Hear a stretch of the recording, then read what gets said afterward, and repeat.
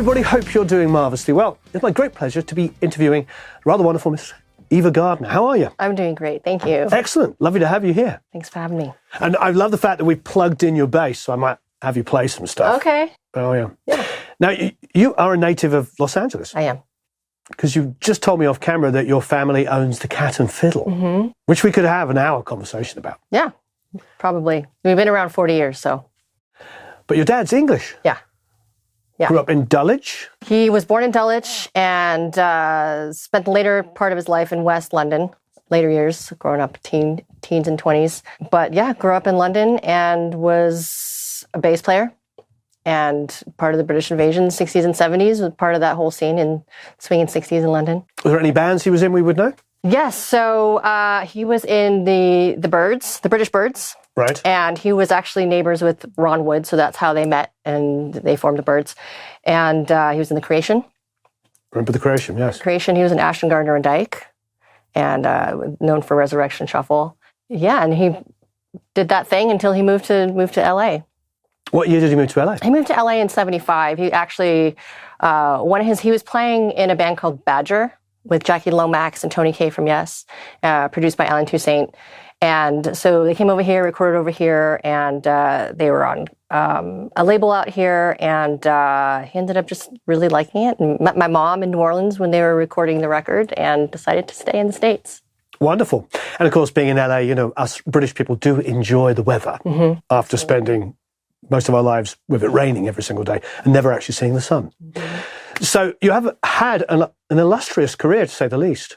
You're the current bass player, and were you the original or one of the earliest bass players of Mars Volta? The original.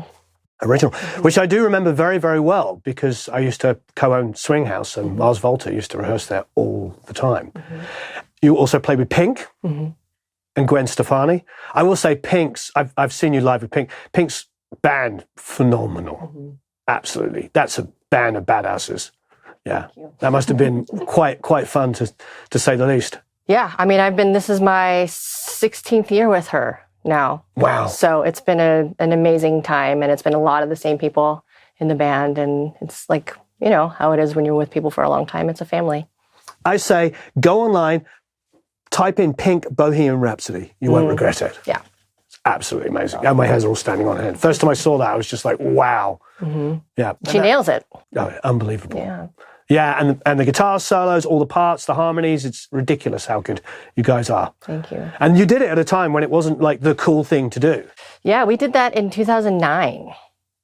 So a little while back, and people were like, what is this song? What's happening here? Especially in that setting, you know, a big production, sort of pop production setting. And it was definitely a highlight. Yeah, and I love John Deacon's bass playing. Oh. Yeah. This, you just told me, is your first bass. Yes. This is my first bass. I begged my dad for a bass for a very, very long time before I actually got one. And he wasn't too keen on the idea of me being a bass player originally, actually. And it was actually one of his best friends, Andy Johns, who came over and gave me my first bass lesson. So I borrowed Andy's bass. Andy Johns could play bass? Andy Johns was a bass player originally. Why did I not know that? Yeah. Or maybe I blocked it out of my memory. Maybe. But yeah, he obviously went on to engineer and production. Just a little, yes. A little bit here Couple and there. Things. Yeah. But it was him. He brought over an old Gibson EBO of his, and I borrowed his bass for a while. And Dad realized that, okay, I guess she's serious about this thing. And a few years, he'd let me, I just borrowed basses for a few years. And then Christmas one year, this was sitting under the tree. And incredible. And was it brand new? Because it's still in incredible condition. It was brand new, and it looked a little bit different. It had different pickguard and different knobs here and stuff. And I went down to like Sunset Boulevard and the guitar stores down there, and I was like, well, I want this to look like my own bass. And what year was this? This is in 94. 94. I came over in 95. So. Okay. Yes, I think for people who weren't in LA at that time, that was that little strip, and it was just all guitar stores. It was amazing. Guitar Center's still there. Yep. In Sam Ash, but it was just like Guitar Row. It was great. Yeah. But I was really bummed actually when I got this bass because it wasn't a vintage bass like my dad's. Oh. You know. And now it is. And now it's vintage. And now it's been. Did you get lessons from your dad? Or yeah, he taught me how to change the strings and do a couple things here and there. But I actually had to my dad was self-taught. And like a lot of those guys, the Jimi Hendrixes and stuff at the time, they kind of did it on their own. So I actually tried out for music school and I didn't get in originally because I was like, oh, well, Dad was self-taught. Jimi Hendrix didn't know how to play music. So I kind of went in with the approach of not really needing to know that stuff. And when you're trying to get into music school, that's not what they wanted to hear. So I failed my audition. And then my parents... Which music school? At LACHSA, the LA County High School for the Arts. Oh. So that was a big aha moment for me. And I said, okay, well, if I want to break all these rules, I got to learn them first. So my parents got me a teacher. And I tried again. And I got in the second time. He was actually a guitar player. He was a customer at the Cat and Fiddle that my parents knew. And they knew that he was an educator and got me on board. We can talk about the Cat and Fiddle, because the Cat and Fiddle used to be, you said, I didn't know this, at the bottom of the street where Parche is. Yep. Yes, the original Cat and Fiddle was here in Laurel Canyon. Was it actually where in Parche? That was the original location. Ah, okay. Yeah. So not very big. No, it was small. Because Parche is tiny. And then it moved to Sunset? And then how long ago now has it moved from Sunset? It's been just over 5 years. We were on Sunset for 30 years and just over 5 where we are now on Highland and Melrose. We love it. It's been a little bit, but I'll order the English breakfast. Nice, yeah. And it comes in. It's basically, for those people that don't know, an English breakfast. It's basically a day's worth of meals in one go. Yeah, actually, that's a good way to put it. Yeah. And it's called the Full Monty because Montgomery wanted his troops to eat a full British breakfast before any battle. So that's why it's called the Full Monty. I'm sure your dad knows That's a good that. fact, yeah. It always had a rock and roll vibe. I didn't know. I knew it was owned by somebody British. In fact, there was British bar staff when I used to go there. But I didn't know to the extent of being quite that rock and roll. Yeah, it was a place for Dad to hang out with all of his friends when they were in town. And is it still there? Does he still go down there? And he passed away, unfortunately. He's been gone just over 20 years.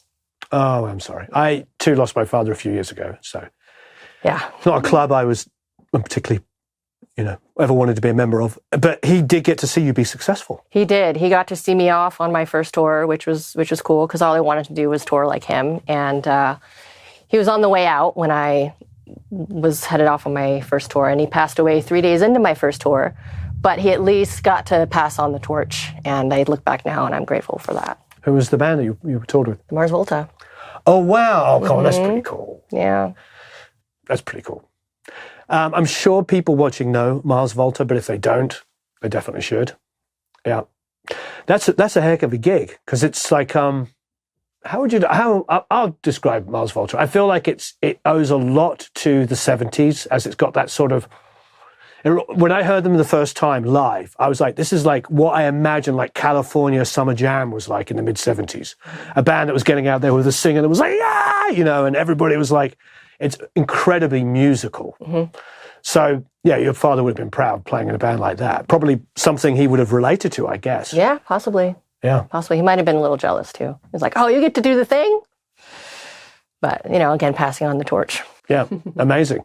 So you were there right at the beginning, and then you're back again. Yeah. So how long was it between the beginning and where you are now? About 20 years. 20 years, Well.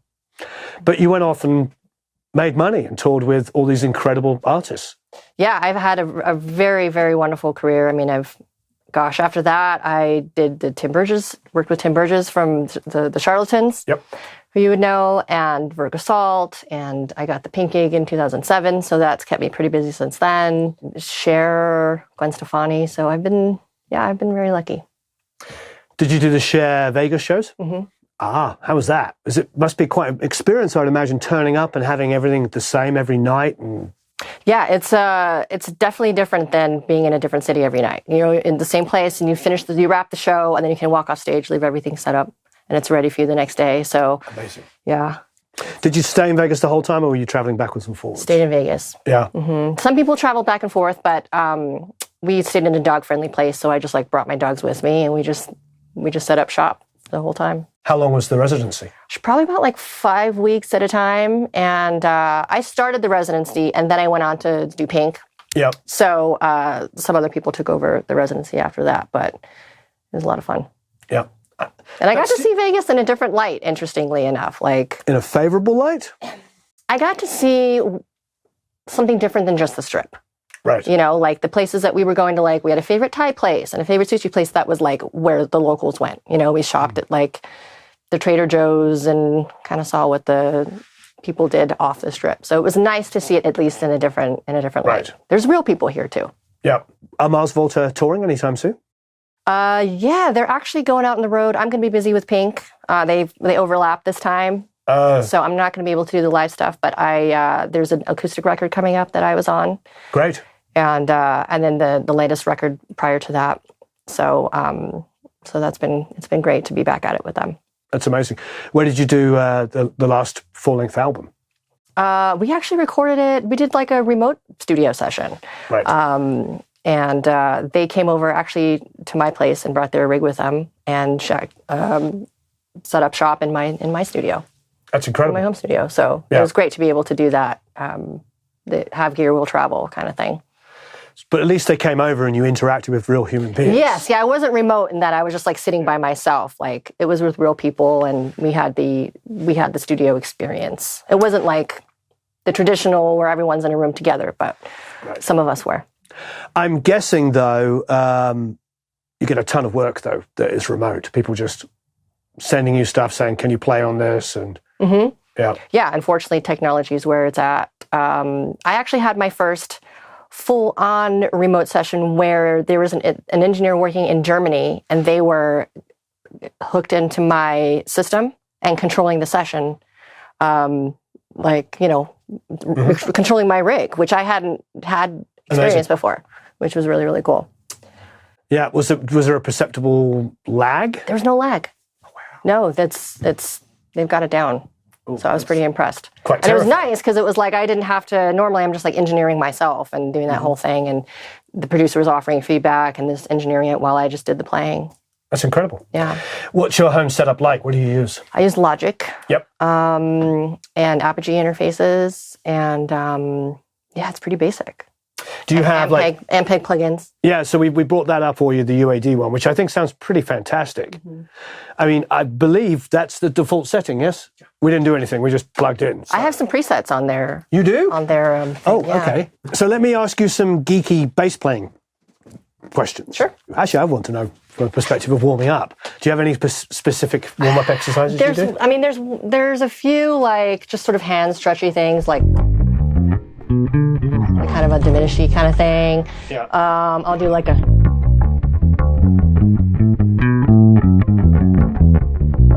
and double it. Yeah.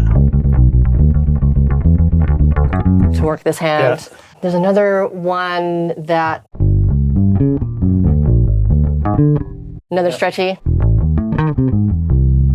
Stuff like that. But these days, after playing for so long, you're more playing than anything else. Yeah, I feel like just in practicing, like whatever songs are set that I'm prepping, that's, unless there's like a part that I'm really working on or something, then I'll work that part. Yeah. But otherwise, kind of practicing for the rehearsals and the gig is where I'm kind of where you're focusing your attention. Mm-hmm. These days, are they giving you? Because I remember a couple of gigs I did back in the old late 90s, early 2000s. They would just give me an album or two and say, learn everything. Mm-hmm.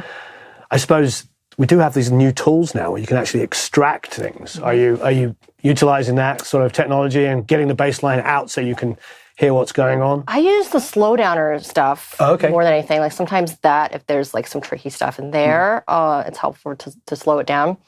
Not so much the extraction thing, although that's a good idea. But I know there's really great technology out there. I mean, I think you can take out. There's some apps where you can take out any part, right? Like the vocals you can take out, or you can change frequency and absolutely, things like that. For a share gig, did they give you sheet music? And I suppose there's a part of me that thinks that might be a bit more quote unquote professional.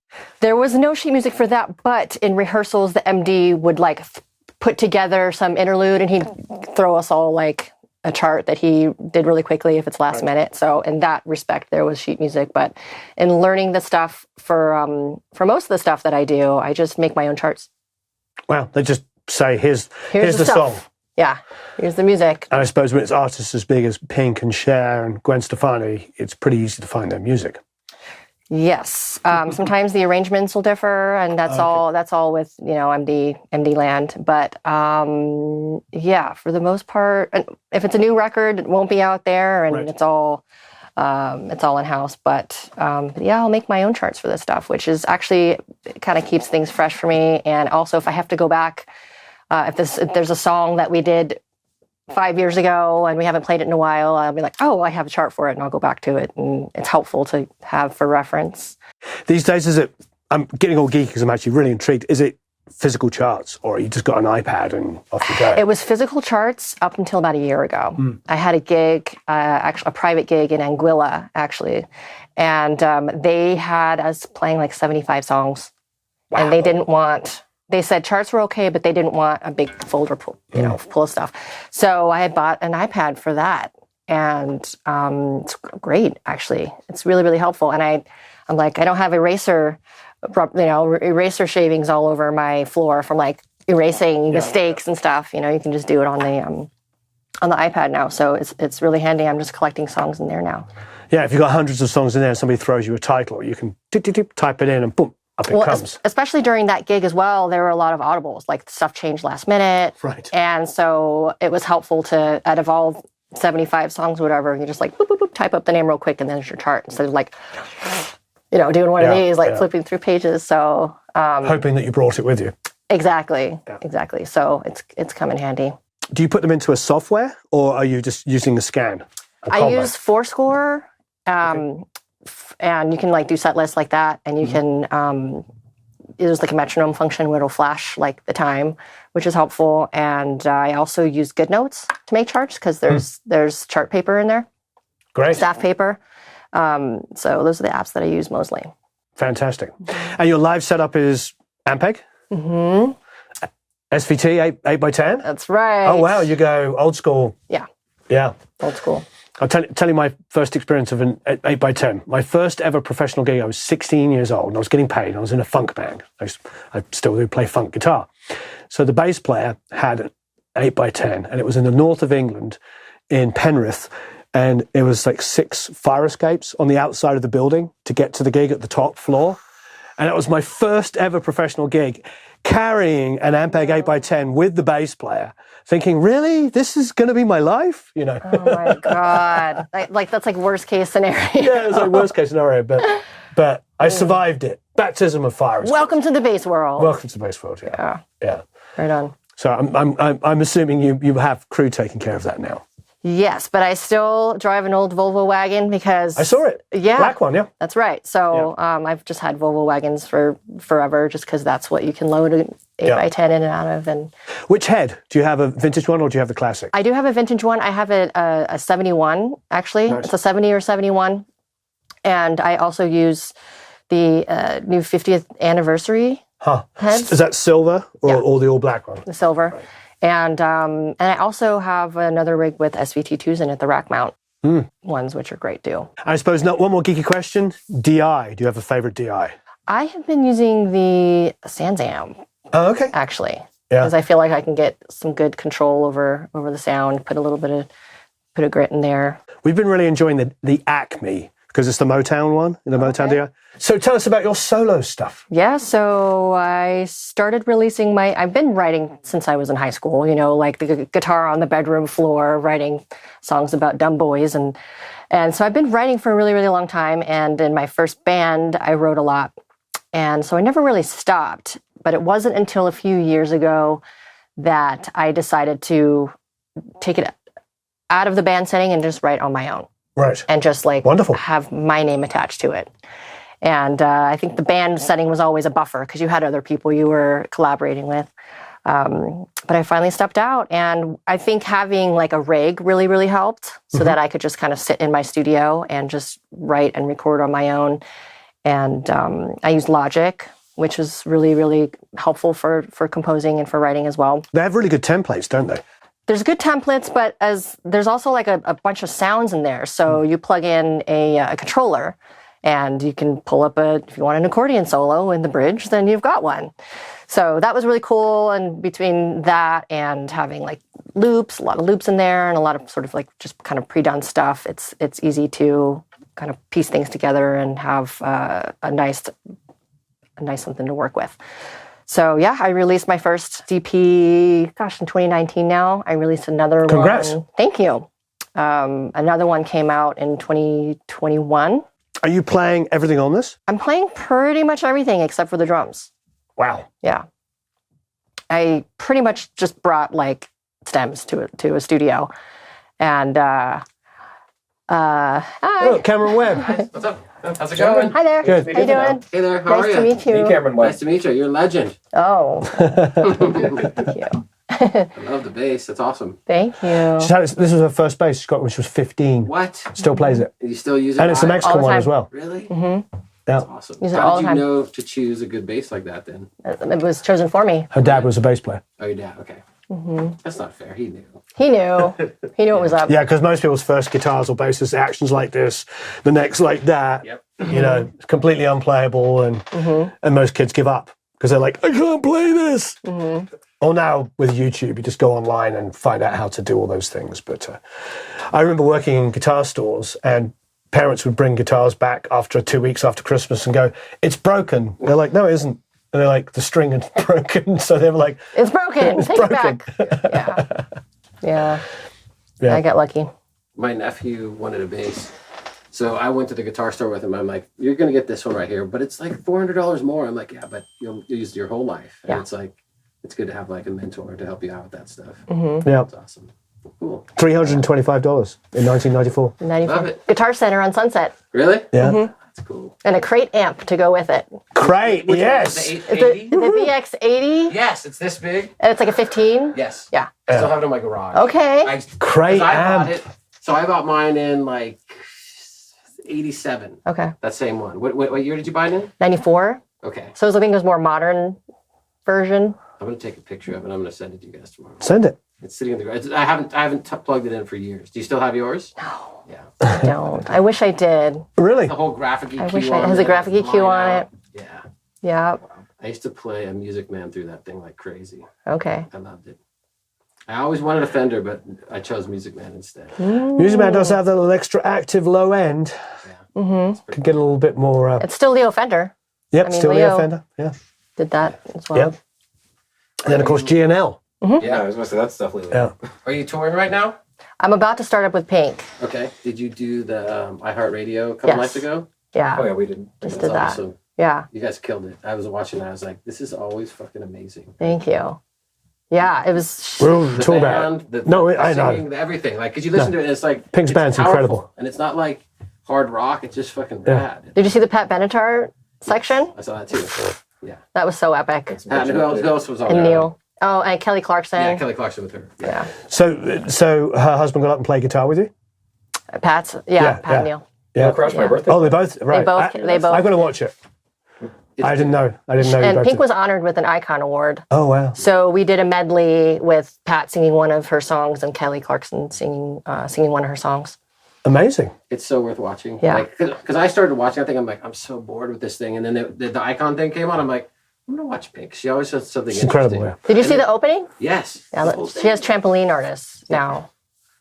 I think I've seen that. I mean, her whole thing where she used to do that, she still does all that. Mm-hmm.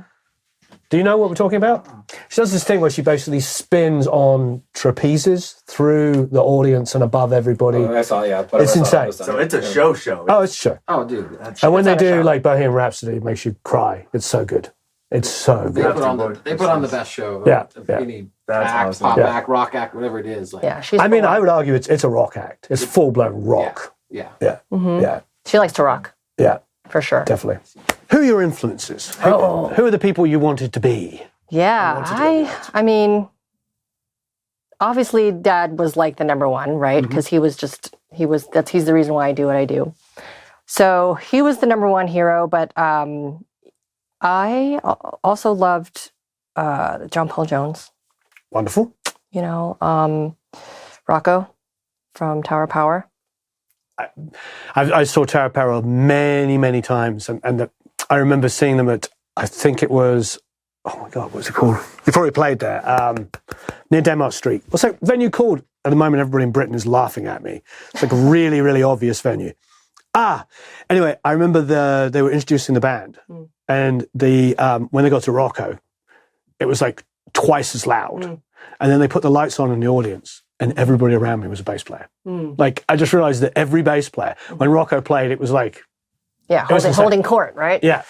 I got to see him once here in LA, and a Sabian party, actually, like a NAMM Sabian party, which was super cool, because it was like an informal kind of a vibe. But yeah, I would say definitely him. I got a tip from him from a bass player magazine or one of those kinds of things when I was a kid in the 80s. He said that, in the 70s, they had such bad monitoring situations that he would just come up and he'd put his foot on the lip of the kick drum. So you just feel it going through him. So that when he's all that, what is hip and all that stuff, he could just feel it. And ever since then, when I was working with bands, like at Swing House, we'd in the little green rooms with not very good PAs, vocal PAs only, I'd get the bass player and say, put your foot on the front. And like, oh, wow. Now I can feel it. Now I can hear like some low thump and I connect it. Yeah, because it's vibration. Yeah, but it's not my idea. That was Rocco's. Yeah, that's awesome. That's a good one. Yeah, you're smart. That's a hot tip, man. Yeah, hot tip. Thank you, Rocco. Yes. Yeah. What a player. Yeah, absolutely. But that's some lofty ambitions where you're learning what is hip and all. Yeah. What is hip? I mean, I got to play What is Hip live a few times with a band I was in, and just like I feel like it was just everyone's smiling all of a sudden. Yeah. Everyone's just smiling because it feels so good and so fun. Yeah, what a line. And just I saw something of him recently, and he said he played pretty hard on his right hand. He wasn't like super soft. It was like he really dug in, and his hand position is just crazy, isn't it? Because he's always holding the strings, because he's like almost like playing like it's like funk guitar, so it's always dampened. He's never lifting his fingers. It's just like because it gives it the the dead notes, kind of like yep. Amazing. Good stuff. Who else? Sorry, that was my fault. Taking the Rocco tangent. No worries Who at else? all. Yeah, and Doppel Jones, Rocco. And then like everyone else, the James Jamersons, like, love that stuff. Some Jocko? Some Jocko. Yep, definitely dig Jocko for sure. It's funny because the fretless, I already knew about the whole, I had a fretless in my house because my dad had a 1962 Fender Fiesta Red, Fender Precision, that he tore the frets off of in the early 70s. Late 60s, early 70s, that he played with Ashton Gardner and Dyke, because he was a real jazz head and got super into like, he had his Fiesta Red Precision and painted it black, painted the headstock black, tore out the frets, and just like had a whole different style with it. And so when Dad had a lot of like Brother Report and record stuff like that, I was like, hey, that's like your bass. It doesn't have those lines on it. So it was cool to hear another player doing the thing that my dad did too. That's amazing. That's amazing. James Jamerson, of course, the sort of king of sort of framing the melody, playing the groove. It's incredible when you listen to his lines. Like, if you take it out of context, you think like, wow, those are really busy lines. When you hear what he's doing, like under Marvin Gaye or something, and you're like, wow, that's a lot of notes. But it doesn't seem like a lot of notes. Yeah. And you feel like if I would be in a setting somewhere and play that many notes, people would be like, what are you doing? Like, stop that. You're playing all over, stepping all over the vocalist or stepping all over whoever. But something about what he did was just I think of like magic. It could be like, is it him on Grapevines? You got the boom, boom, boom, boom, boom, boom, boom, boom, boom, boom, boom, boom. So he's playing the vocal melody and he's holding the groove down. It's like, Pedals live? Any pedals? Yeah, he's depending on the gig.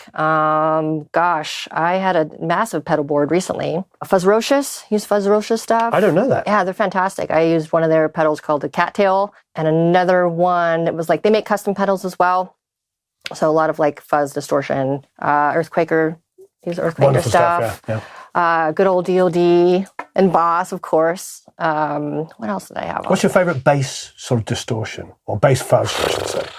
It's hard to say. I mean, I've used the Turbo Rat for so long. That's kind of like my go-to with a lot of gigs. Because I know with a lot of bass, I used to find that when I was playing live with bass distortion, I think the only one I could personally, this is years and years and years ago, was the green Sovtek Big Muff because it still kept the low end in, but most of the time I found distortion, all the low end would disappear. The bottom falls out. Yeah. Yeah, once you kick it in. So that was the thing that I liked about the Big Muff, and I came across that one quite a while ago.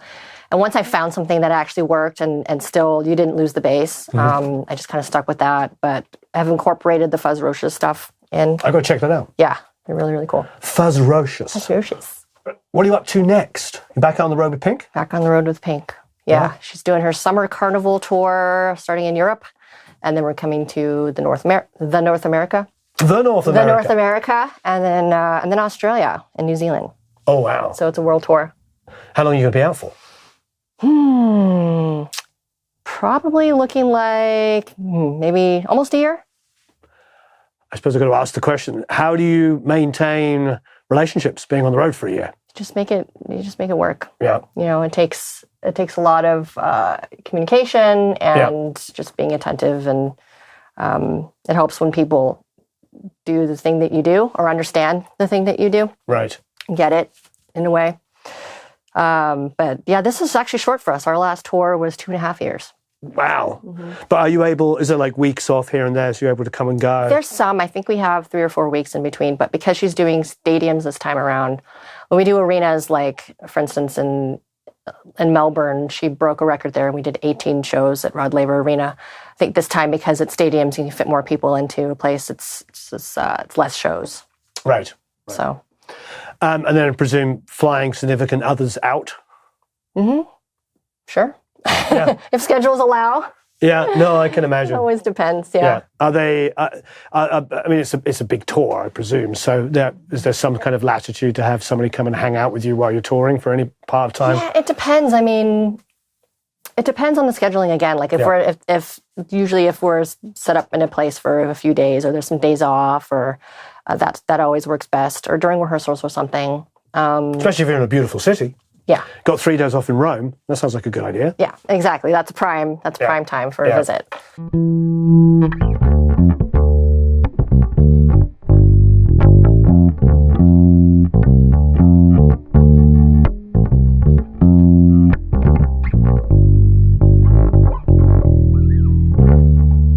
So is this still your main base for everything? Tracking, gigging, everything?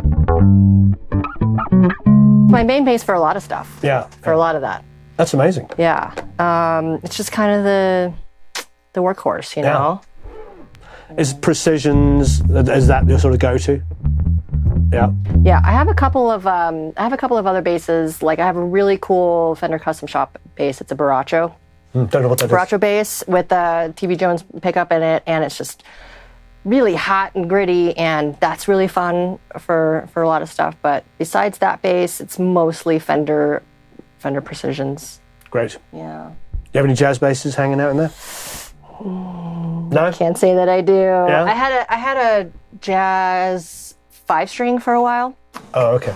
I was wondering, there must be, I would have thought Pink, she does some pretty hardcore kind of like electronic kind of stuff as well. Do you have to play 5-string on some of that stuff? I'll play key bass on that stuff, okay. Or I'll just modify it for a 4. Like I haven't really needed a 5. I've used 5s or a modified 4, which is also really great. So what's the 4th string dropping down to? It's basically just a 4-string Precision that I've just got a B, a low B. So B, E, A, D, and there's no high G.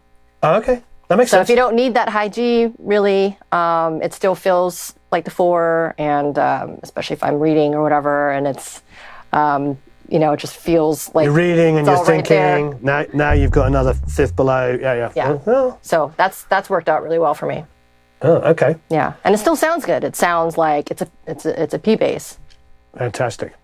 And do you keep stock pickups, or do you have a favorite kind of pickup? I use Duncan's. Yeah, SPP ones I use, or the quarter pounders I've been digging too. Great. Yeah, I've got a soft spot for Seymour Duncan. When I was a kid, when it was either Seymour Duncan or DiMarzio. Yes. And Seymour Duncan was Jeff Beck, because I had the JB and the Jazz, and all my guitars you'd put the Jeff Beck in the bridge and the Jazz in the front, and that was like Seymour Duncan. Yeah. I have a soft spot. What about hardware? Is that all stock?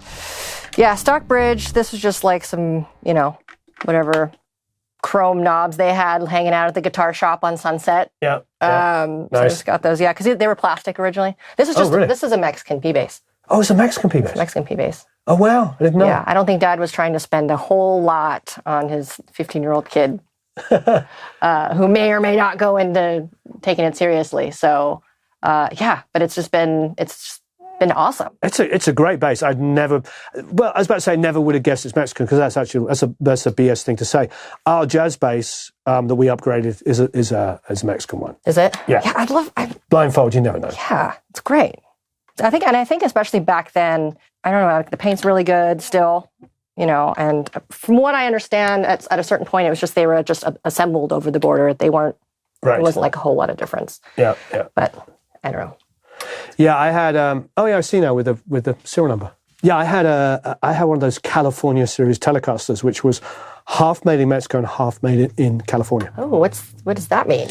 I think that like the heavy lifting was done in Mexico, where they would have to pay higher wages, and then the probably like building of the necks and stuff like that, because that's an intricate job, so they pay less wages. But the basic assembly was put together in California, so they just zip, zip, zip. The half-hour job was done in California, and the 20-hour job was done in Mexico, where the labor force was cheaper.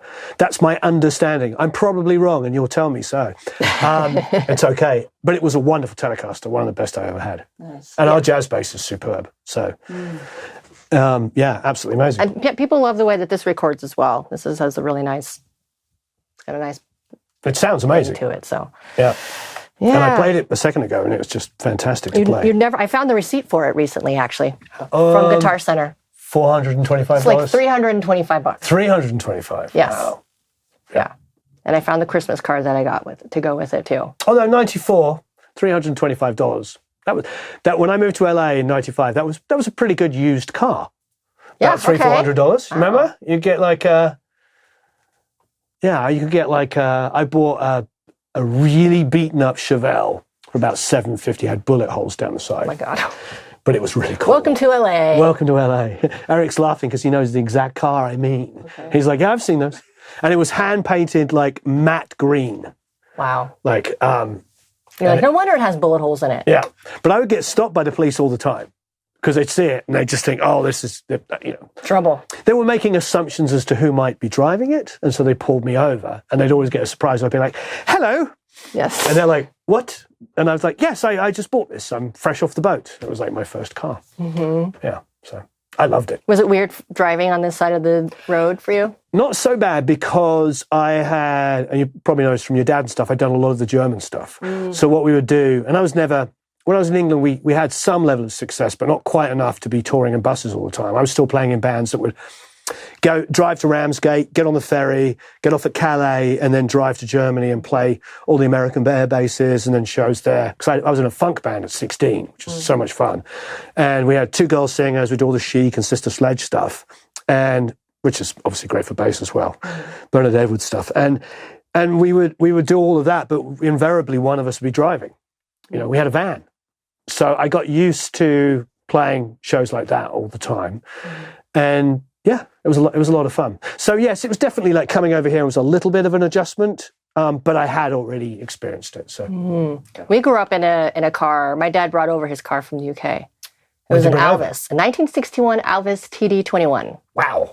And it was the shift was on the other side. So we grew up riding he was driving on the right side of the street, but it was all backwards. I can't believe he brought his car over. Yeah. I've never heard anybody do that before. Mm-hmm. Well, it was, he was using the classic cars and it was his baby, so brought it over with him. Yeah. Did he have it right up until the end? Yeah, he did. And we just got a photo of, my mom sold it to someone, and my sister, interestingly enough, ended up working with that person within the last couple of years. And they said, who were you? I think I bought your dad's car. So we just got a picture of my dad's old car. Was it here in LA? It's here. So it hasn't even left? Yeah, it hasn't left. That's amazing. Yeah, which is pretty cool. Well, Eva, thank you ever so much. Thank you. I've really enjoyed this. Thanks Thank you for having me. Yeah, I appreciate it. It's been amazing. We'll put a whole bunch of links down here. We'll put links to your EPs. Definitely going to link to Pink Live doing Bohemian Rhapsody. So look down below. Lee, do it. Okay? I'm asking you. Eric will remind you. No, thank you ever so much. Oh, and yeah, any other stuff we can think of? Maybe website? Yeah, evagardner.com. Great. Yeah, I think Instagram is probably my most active social media at Eva Gardner. Marvellous. Thank you very much. Thank you. Thanks, everyone. So long, farewell, auf Wiedersehen, au revoir, adios, ciao, goodbye. Ciao for now.